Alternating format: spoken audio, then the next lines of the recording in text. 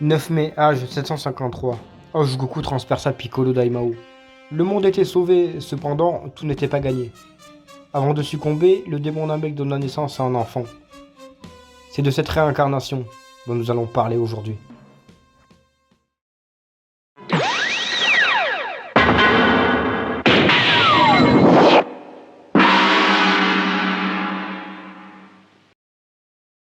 Ma Junior, plus communément appelé Petit Cœur ou juste Piccolo, est arrivé à l'âge 756 à l'arc du 23e tournoi des arts martiaux. Il est démontré comme un démon froid et cruel, n'hésitant pas à faire preuve de sadisme. Terrain détruit, Goku transpercé et torturé, on comprend rapidement le danger. Ouais, en gros, il est pas là pour enfiler des perles, quoi.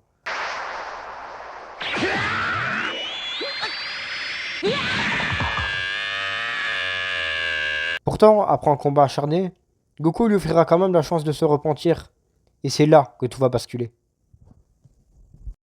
L'entraînement de Gohan 5 ans plus tard va être le catalyseur de sa rédemption. Pendant un an, il va se voir changer. Pour la première fois, il n'est plus celui qui doit détruire la Terre, il en est le principal protecteur. Et surtout, il est aimé. C'est cette affection qui le poussera à se sacrifier, donnant sa vie pour Gohan, et enterrant désormais totalement sa vie de démon. Piccolo était principalement tourmenté par une question, qui il était. Cette question sera répondue dans l'arc Namek, où il découvrira son peuple, d'où il vient, et qu'à présent il doit venger sa planète. Il est l'héritage de ses frères d'armes morts au combat. Ce n'est plus un démon, c'est un Namek qui sait désormais d'où il vient et ce qu'il doit accomplir. À ce moment-là, Piccolo gardera son côté solitaire, mais se rangera du côté de la Team Z. Considéré par Gohan comme son deuxième père, le Namek gagnera la confiance de Goku et deviendra un ami de taille.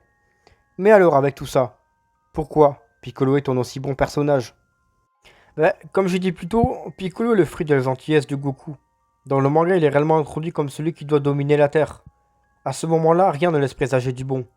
Et pourtant, une fois hérité des responsabilités de protéger la Terre, on le verra se poser des questions, hésiter, parfois jouer à l'antagoniste alors qu'il n'est plus.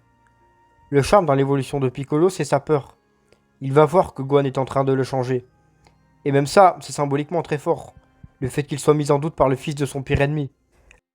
Il a dit que tu n'étais plus aussi méchant qu'avant. C'est juste que tu as mauvais caractère, mais ça, c'est pas très grave.